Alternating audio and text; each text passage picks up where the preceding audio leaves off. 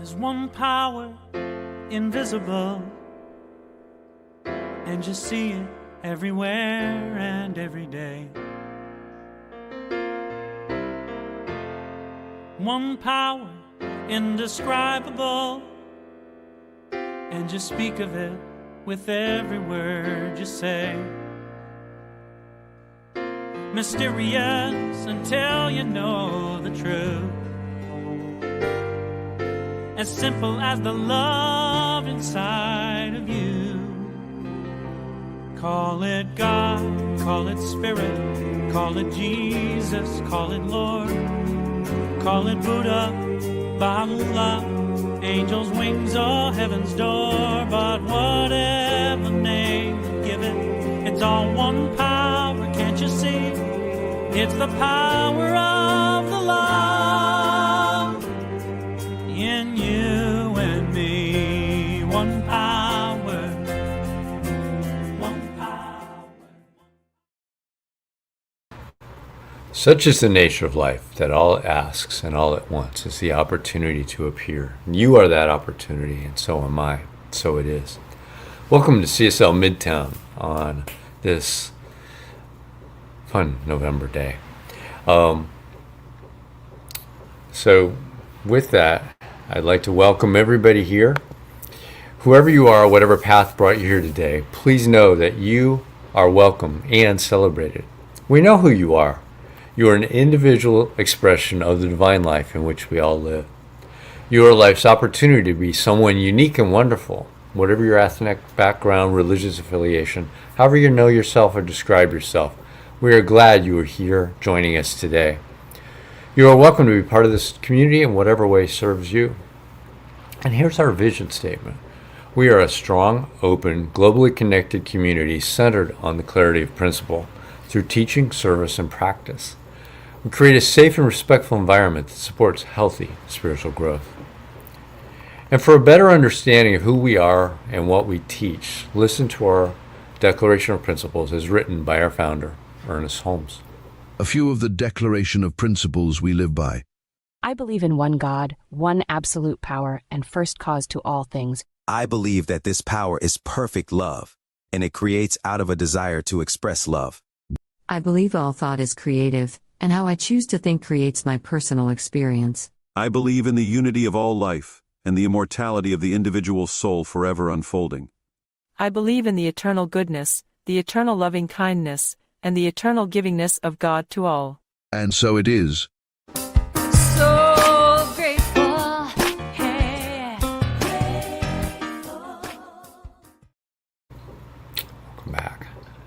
So, a practitioner is someone who's demonstrated the ability to use spiritual practice and spiritual laws to bring about great changes in their lives. They've demonstrated that they know how to bring about these changes in others when asked. Licensed by Centers for Spiritual Living, they are available to you to provide spiritual guidance and support in those areas where you're looking for assistance. You can contact them through our website, cslmidtown.org. Today, we have one of our amazing practitioners with us to share good ideas in an affirmative prayer called a spiritual mind treatment. Welcome, Norma Roberts. Good morning, Vance. Good morning, Vance, and thank you for that wonderful introduction.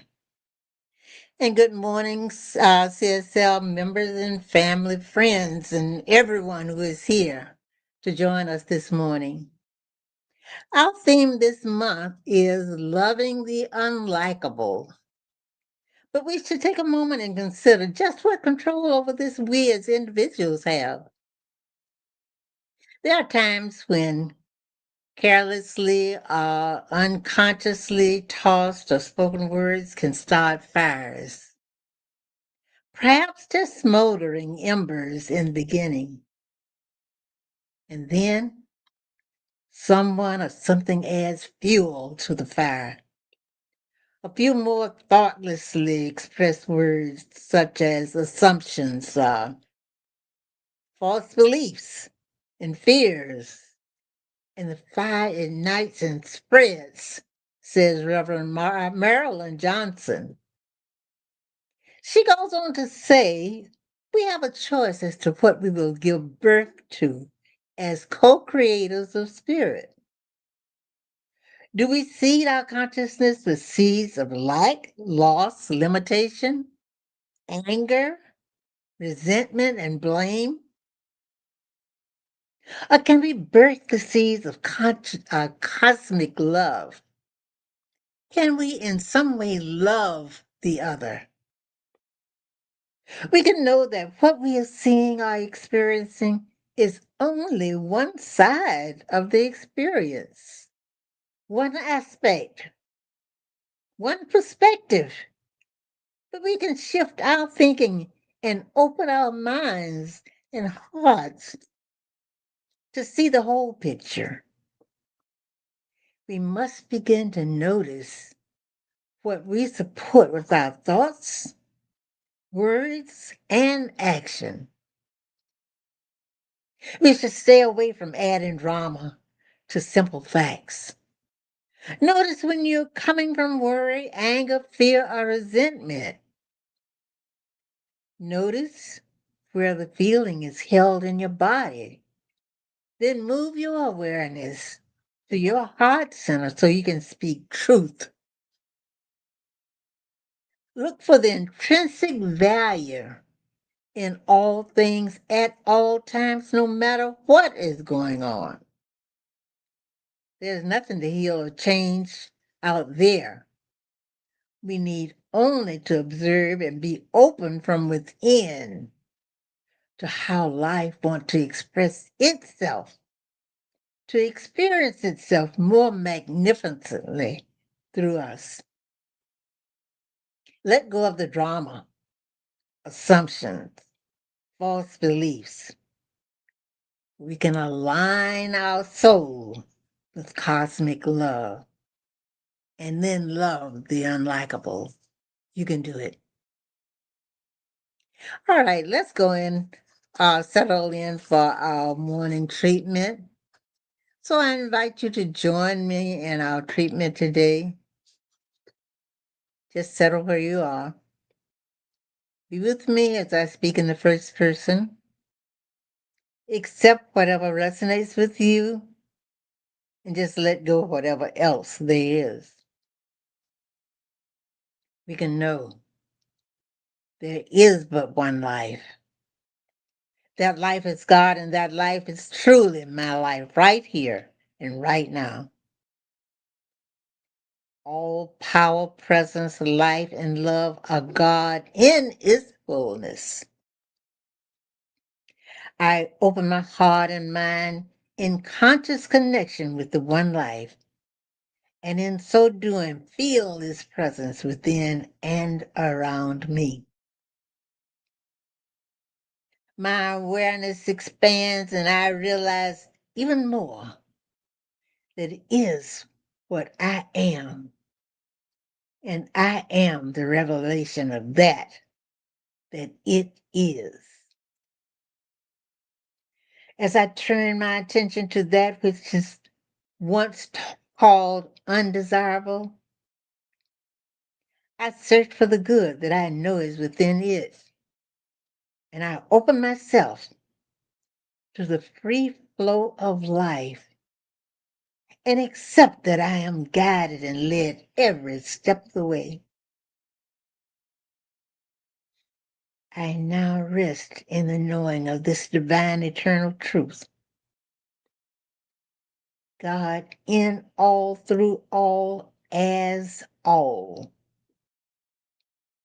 I speak boldly and claim the highest and best I can conceive in this moment. Knowing my word comes into expression even as I speak. I declare right now that life and death is in the power of the tongue as I release every situation, condition, or experience that may have held me bound. I know my strength today is greater than any struggle I may have had. I accept change in my life, and I do not fear the unknown which lie ahead. I am secure in the knowledge that my good is greater than ever, for it agrees with my new God consciousness. I choose to be happy now. I approve of myself, loving myself deeply and completely. I claim perfect health and enjoy renewed energy and vitality. I state my expanding prosperity and watch my income, sharing, and investment grow. I discover loving friends by greeting everyone I meet with love and respect. My self-expression grows dramatically through my awareness of spirit, filling my life with its presence, joy, harmony, balance, and guidance, which are mine today and every day. I am grateful for this truth and its perfect demonstration because I know the law has already done its work. And I rest in the knowing that all is well. And so it is. And now we'll have music. Have a great day. Namaste.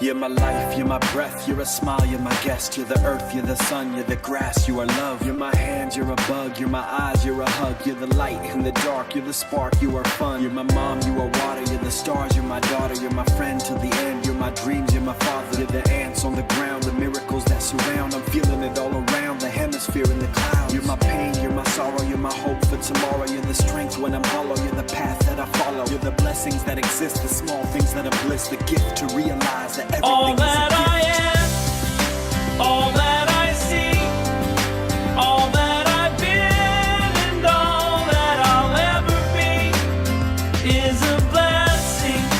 It's so amazing, and I'm grateful for it all, for it all.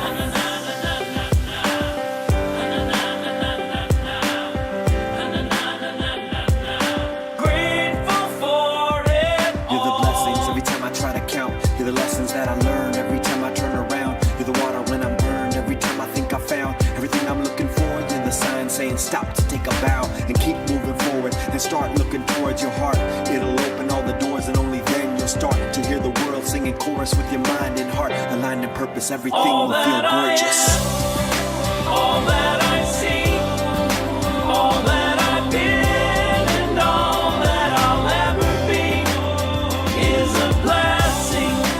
It's so amazing, and I'm grateful for it all, for it all. Every day I sit and pray cause what I have is more than I deserve or could ever imagine. How do I give back to all of this magic and spread the love so everybody can have it?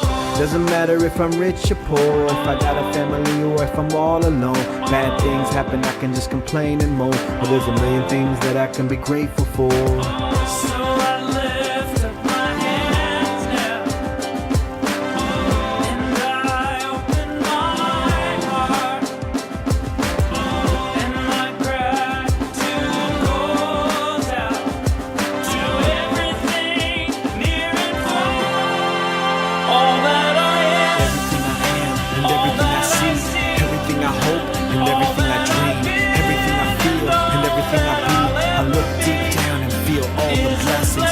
Everything I am and everything I see, everything I hope and everything I dream, everything I feel and everything I be. I'm grateful for it all. It's amazing. Everything I am and everything I see, everything I hope and everything I dream, everything I feel and everything I be. I look deep down and everything I see, everything I hope, and everything I dream, everything I feel, and everything I be. I'm grateful for it all. It's amazing.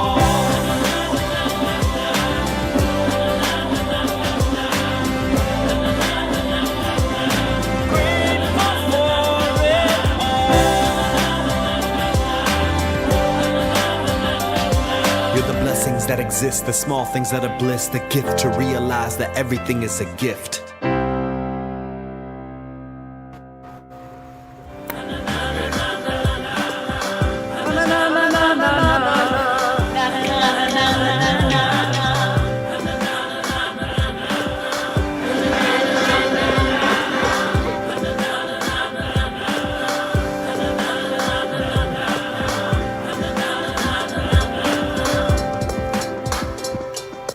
I want to thank Nimo and Daniel for that wonderful song.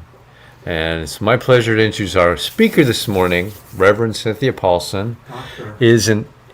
Reverend Dr. Cynthia Paulsen is an interfaith and religious science minister, a divine science spiritual practitioner, motivational speaker, and author.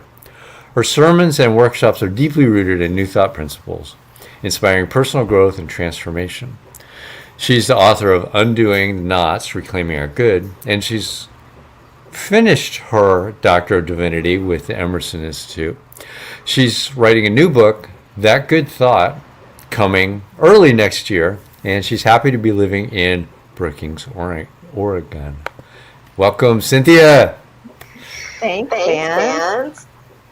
So happy to be here with you all, CSL Midtown. So here we are, Sunday before Thanksgiving. Holy cow, where has this year gone?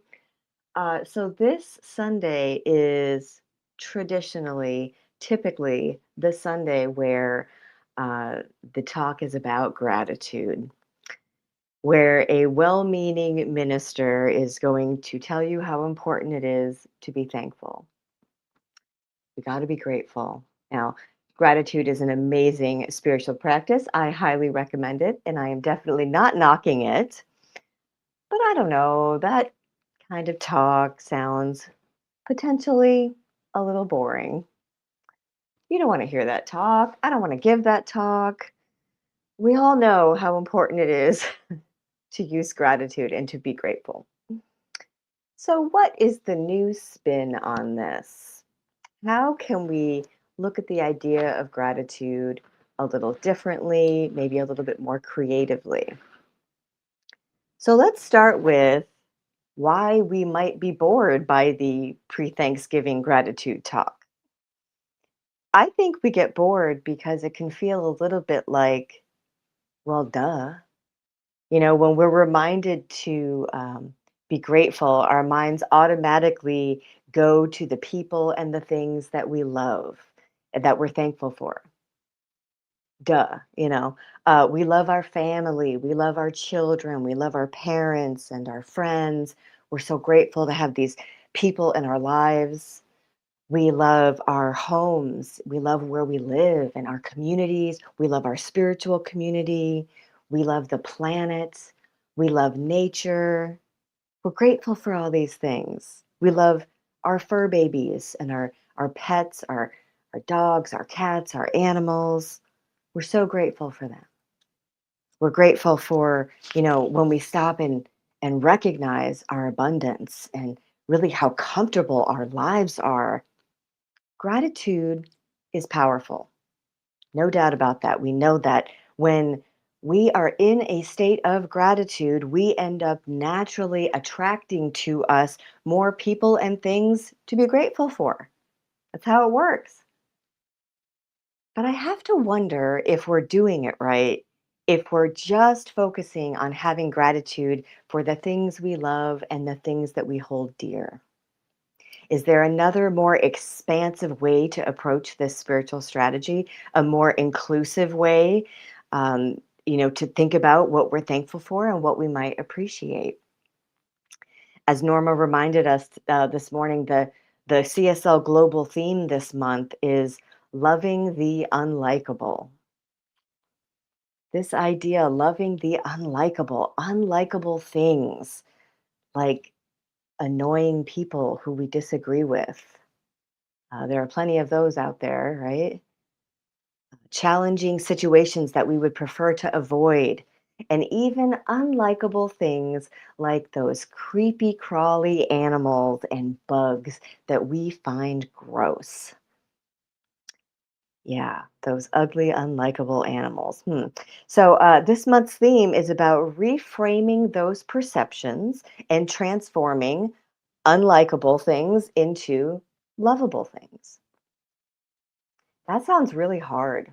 I don't know about you. That sounds really hard. But if we can get to a place of love for these things that we naturally don't like, then maybe we could be grateful for them. So why would we want to do this? Why would we want to, look at things in this new way? We want to do this because it deepens our understanding of the infinite nature of God. It's all God, everything, right? I think we all agree on that. This is actually, this is what we believe at Centers for Spiritual Living.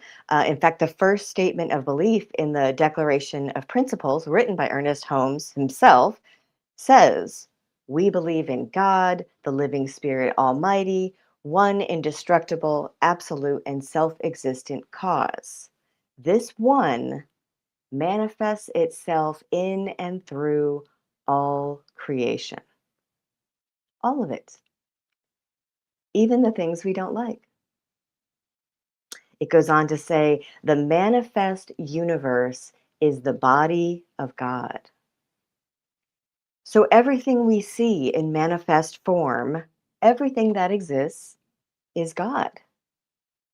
So the manifest universe, all the things we like and all the things we don't like, all of it. Whatever it is, it's all God, it's all good, it's all one life.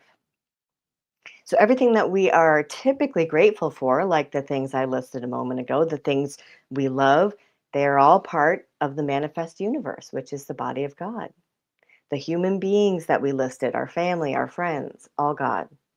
The earth, nature, obviously, all God.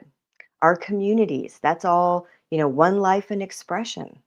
Our animal friends and the pets that we're grateful for, part of nature, part of the manifest, universe, God in expression.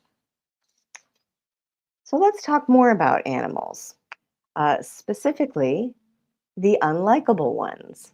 This is really where I'm going to focus today. What are some of the animals in the manifest universe in nature that we typically just don't like, that are generally considered unlikable?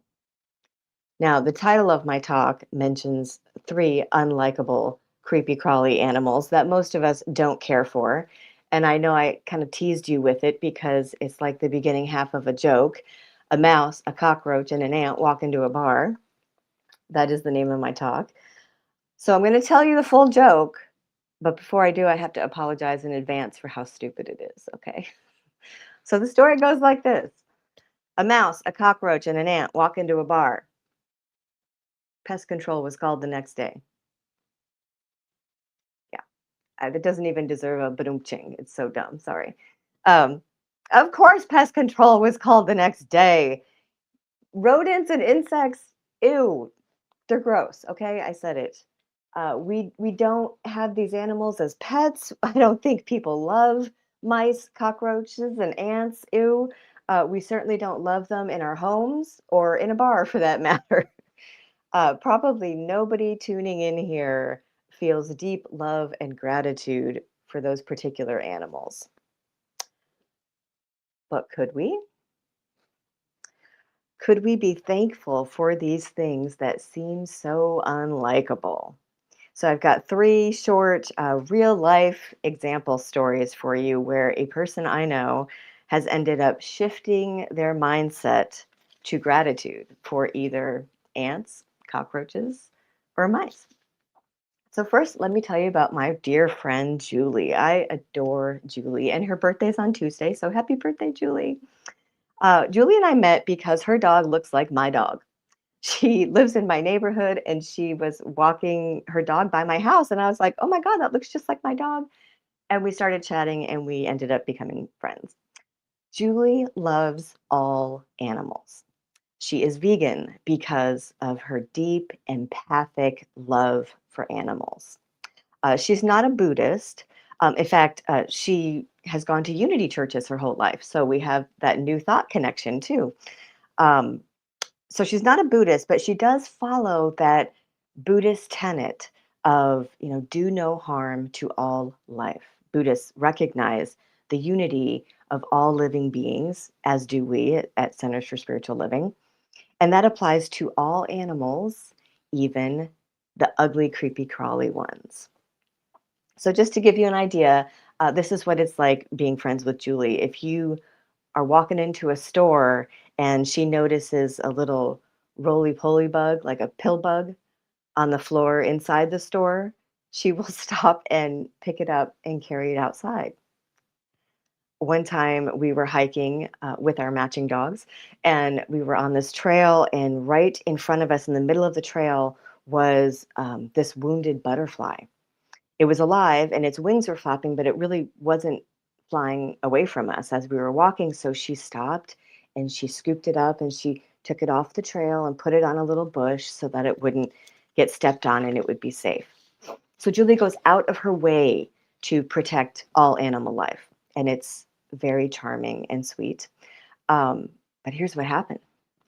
Julie discovered ants in her house. In her kitchen. They were on her kitchen counter where she prepares her food. And, we live on the Oregon coast, and ants love our climate because it's very mild and there's a lot of moisture. So they're pretty prevalent out here. Well, she could not kill them because of her beliefs.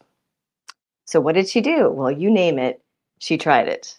She used non-lethal natural repellents, things like vinegar, peppermint oil, tea tree oil, citrus, cinnamon. She would use these things and disrupt their scent, the ants' scent trails. She moved a lot of them outside by hand. She focused on prevention by constantly wiping down her kitchen counters and, properly sealing up her food. She talked to the ants. She talked to them and asked them to leave. And this woman is not crazy. I talk to animals all the time. Um, all of these things that she tried helped, but it did not completely solve the problem. So, guess when she saw improvement with her ant situation?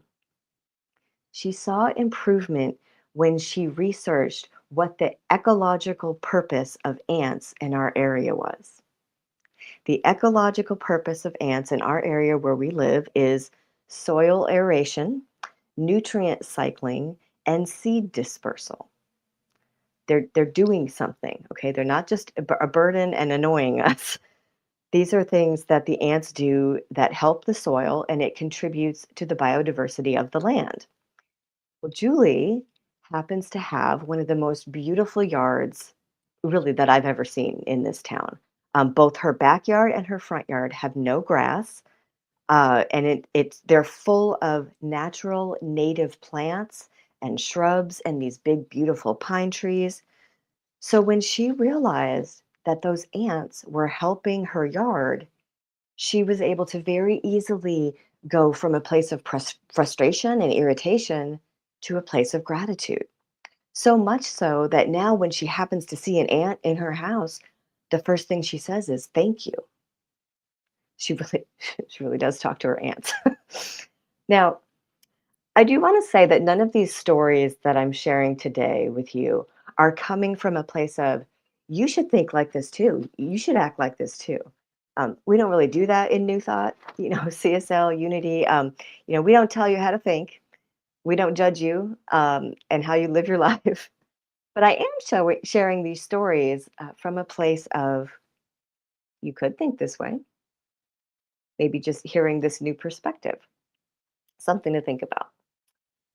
So before I move on to the next story, I have a little segue question for you. It's from a book that came out back when I was in high school. It was very popular. It's called The Book of Questions by Dr. Gregory Stock. And it's full of like questions for personal growth and conversation starters and like ethical questions. And one of them applies to our topic today. The question is, for an all-expense paid vacation anywhere in the world, could you tear the wings off a beautiful butterfly? Most people, of course, would automatically, I think, say, no, of course not. I couldn't do that. And then the follow-up question is, could you step on a cockroach? I think, unfortunately, a lot of us could say yes immediately. Where is it? I'll do it right now.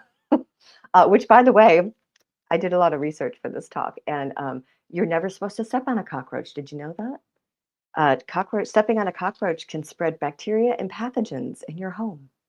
So Google says you're supposed to like wrap it in a paper towel and dispose of it. What does that mean? Dispose of it? I don't know.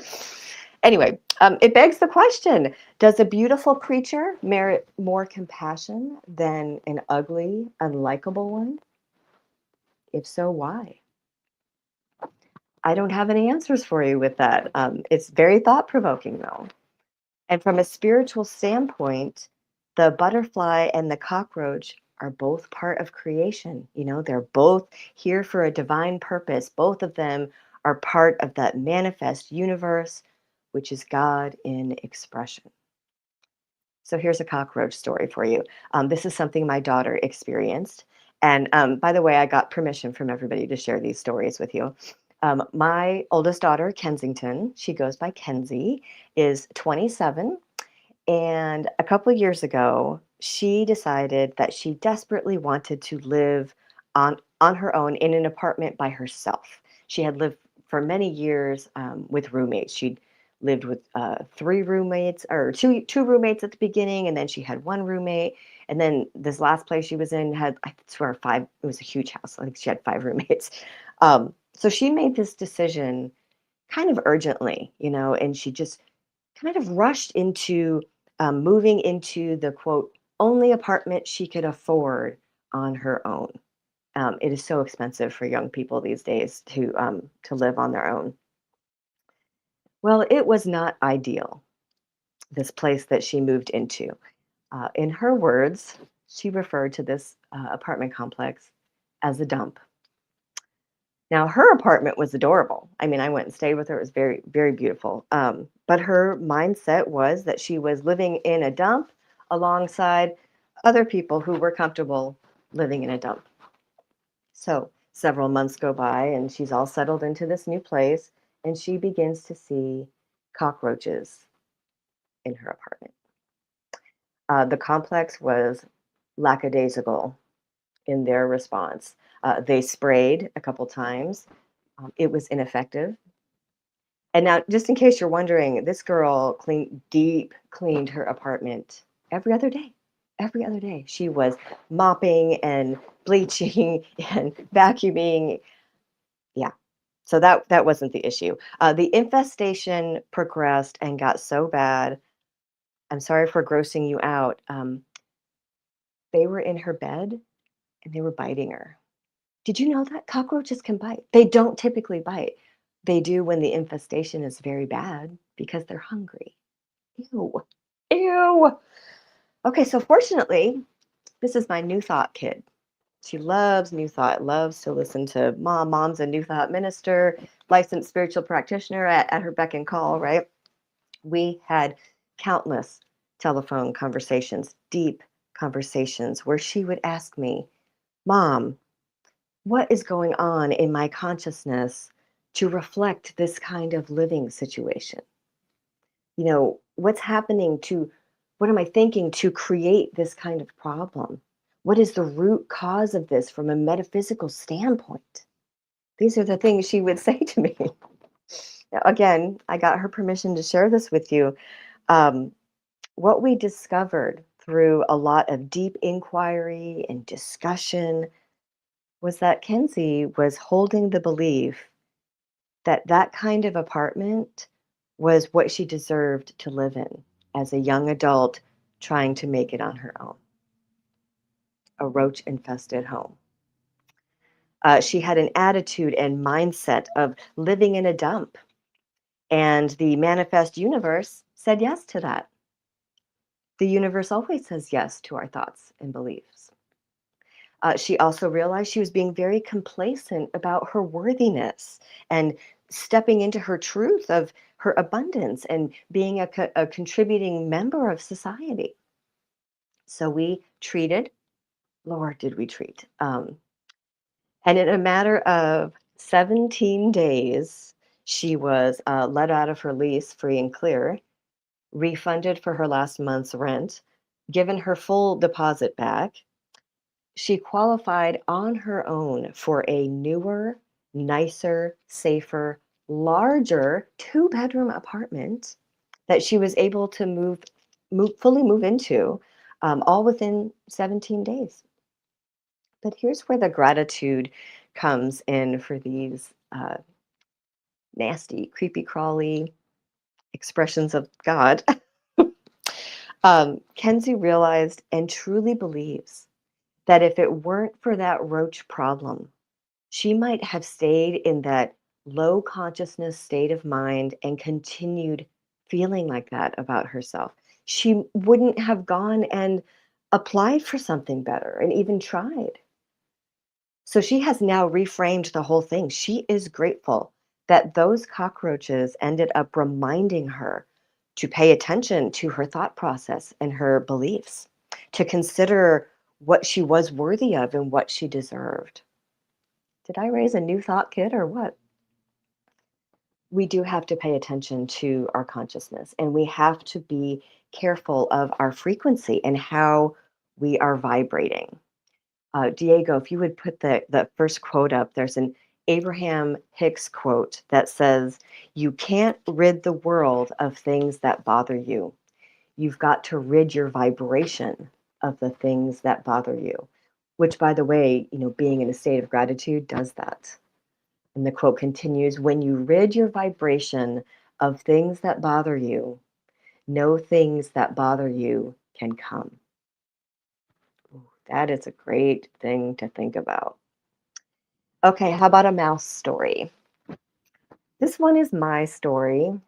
I got to take a breath. Whew, and it is very embarrassing to tell.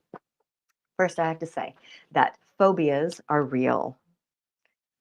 A phobia is an intense, irrational fear of an object or situation that is out of proportion to the real danger it presents. That is the textbook definition of a phobia. It is a diagnosable form of anxiety disorder. Musophobia is the irrational fear of mice. And friends, I suffer from this. Yeah, I'm not being cutesy or funny. I'm just being honest. I don't know why. I have been to therapy for it. We don't know why, okay? I did not know that I suffered from this particular disorder when this story takes place. Those of you who know me know that I'm happily married to my husband. He is my second husband. But for this story, we have to go back in time to when I was about 23 years old. I was married to my first husband. We had been married about a year. We had no children at that time, and I began to suspect that I had made a mistake marrying him. And we separated. And I moved into this little apartment that was it was a converted garage apartment, and it was all that I could afford on my own. That sounds familiar. This apartment had a little living area and a tiny kitchen, and above the kitchen sink was a window that was actually like at ground level. And I remember it had terrible insulation. You could like see through the gaps between the window and the wall. And also, as part of this apartment, it had this steep stairway that led to like a loft area where I slept, and there was a bathroom up there. Within a couple days of moving into this apartment, I noticed what looked like mouse droppings on my kitchen counter. Julie thinks the ants are bad. I mean, ew, yuck. And I remember thinking, nope, that's not what that is. Just stuck my head in the sand because I was 23, And that night when I was in my bed, up in my little loft area, all the way up those stairs, I swore I saw this little shadow scamper across my living room or my bedroom to my laundry basket. So I did the bravest thing I've ever done in my life, and I got up and I just touched the laundry basket, and sure enough, a mouse darted across the room and down the stairs. Now, I'm not even going to get into what I did next. Uh, the way a person with a phobia reacts is insane, irrational. That's part of the definition. Remember, it was an irrational reaction. I left that apartment violently. I can laugh about it now, just throwing things everywhere to make sure that no mouse could possibly get near me. You have to understand that at that time in my life, at 23 years old, I did not have the benefit of new thought wisdom. I did not have a spiritual practitioner mother to call. I certainly did. It did not occur to me to mindfully examine my thoughts, beliefs, and consciousness. Or, it didn't occur to me to, explore what I thought I deserved, whether I believed I could be independent and strong and successful, any of that. So, believing that I had nowhere else to go, I ended up reconciling with my husband at that time because of a mouse. I told you it was an embarrassing story. I absolutely believe that had I not experienced that situation with the mouse, with mice, because I'm certain there were more than one, I likely would not have reconciled with him. And we went on and stayed married for many difficult years and ended up having 3 children together, 3 daughters. He was still who he was, I was still who I was, and the fact is that sadly that marriage did not survive. It ended in divorce. But 3 amazing, beautiful, brilliant young women are in this world today because of that union. I choose to have gratitude for this animal that I not only don't like, but have an intense rational fear of.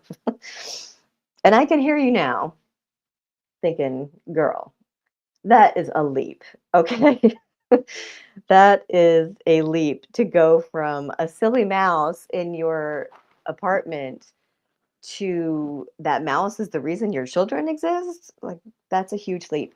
Absolutely. Yep, it is. I am the first one to admit that, but it's my leap. That's the cool thing about our thoughts and beliefs. We get to control those. I can choose to think this way about that experience and be in a state of gratitude regarding those unlikable things. I mean, I could continue to rant and rave and complain about mice, or I could speak of this story in a way that has the most incredible positive outcome and be grateful for it. We're always able to reframe our perceptions and expand the way we use gratitude. All it takes is a little, self-awareness and some effort on our part. So whether we're grateful for the ecological purpose of a creepy crawly animal like Julie and her ants, or grateful for the nudge to pay attention to what we're believing about ourselves, like Kensington and her cockroaches, or whether we can look back at a situation and be grateful we experienced the traumatic, unlikable thing, like my mouse story, to realize that spirit was actually present in it all. How could it not be? It's all God. However, we want to consider that. We can choose to see anything we don't like in terms of how is this God in expression? What could the larger picture be? What could, the larger story be? What's the greater purpose here? And even if I can't figure it out, I can still trust in that because the divine knows, surely. So I'll wrap this up here. There's a quote, and Diego, if you could put this quote up for me. A quote from Ernest Holmes that says, "It is not a question of likes and dislikes. It is only a question of what is so and what is not so." If it's here in manifest form, it's an expression of the divine. It is here for divine purpose. It doesn't matter if we don't like it. We can choose to have gratitude for it and for whatever that the purpose might serve. So your takeaway for today is to remember that we don't have to be in a state of fear and loathing for all the unlikable things. And I'm sure you're realizing this obviously goes far beyond just the creepy crawly animals. There are a lot of unlikable things out there. Where else can you apply this? CSL Midtown, I love you guys, and I am very thankful for you. Can she see us? No, well, right, yeah. Hey. All right. Thank you, Reverend Cynthia. What an interesting talk this morning. It was amazing in the thought processes you went through and came to the result of. So thank you so much for that talk. All right, now it's on to our time for prosperity, and we want to thank every one of you. Well, I could do our new. Yeah, I'll do this. Our new Minister Sacred Covenant Easy Prayer. So I'm going to read this. You can read this along with me. You can download this from our website, cslmidtown.org. It's right at the bottom of there. So there is only one life. This life is good. This life is God. This life is my life now. In knowing that I am one with this life that is God, I therefore know that I am one with all of its blessed expressions, which includes the presence of a new minister for my beloved spiritual community. Because I know that the highest purpose of my new minister is to express Spirit, I therefore know that my new minister is a revelation of Spirit as principle. I further know that my new minister is the fulfillment of that which has been promised by God. For it is written, principle is not bound by precedent. It operates according to the law, and it is always available to those who are willing to align themselves with it. As I stand in agreement with my beloved community, I see my new minister before me as inspiring spiritual oneness through wisdom, love, and authenticity.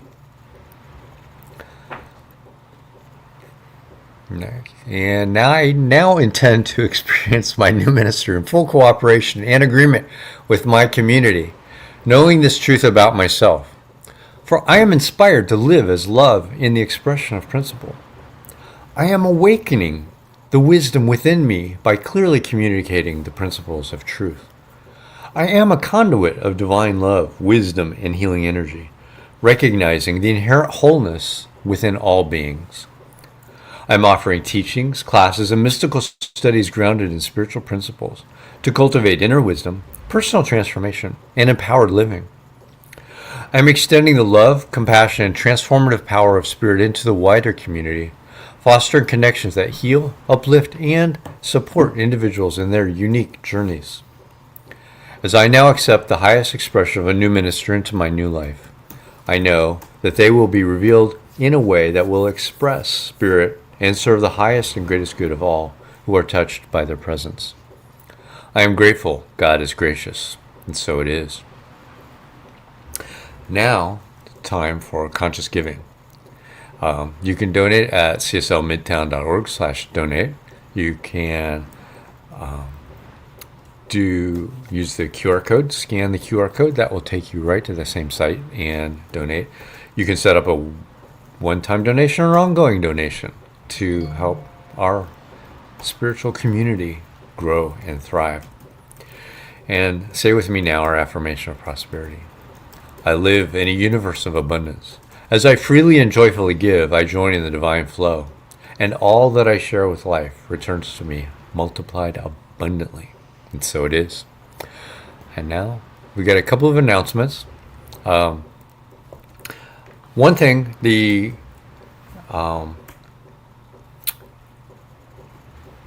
West Georgia Church of Religious Science is having a special concert this afternoon.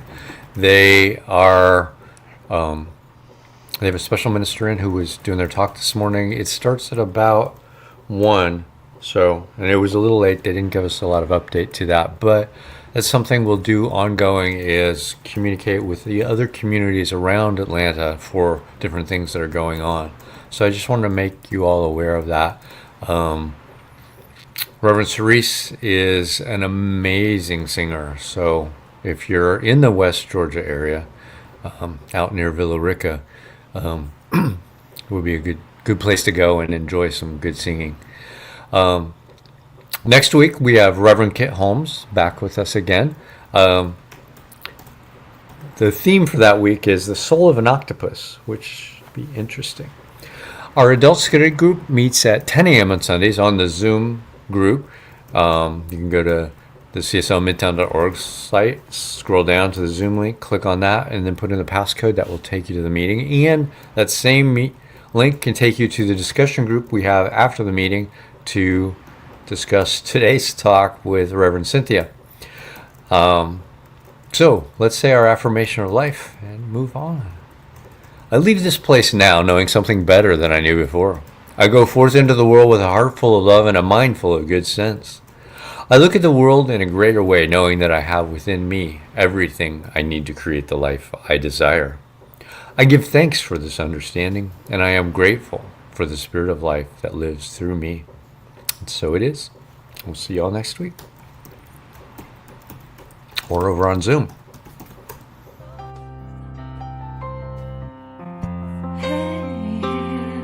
I'm so grateful.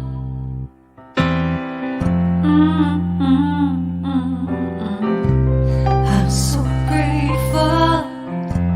I'm so grateful. I'm so grateful for all that I have. I'm so grateful. I'm so grateful. I'm so grateful for all that I have. Hey! Oh yeah. Grateful. I just say I am so grateful every day for all I have. Every day. I'm so grateful. I'm so grateful. I'm so grateful for all I have. Every day I say it. Grateful. How I'm grateful. Every day. Oh yeah. I am so grateful. Oh yeah. I'm so grateful. 'Cause I accept and I receive. I am so grateful. Oh yes, I am. I am so grateful. Hey, grateful. I just count my blessings. Grateful. I just count my blessings. There is a power for good in the universe greater than you are, and you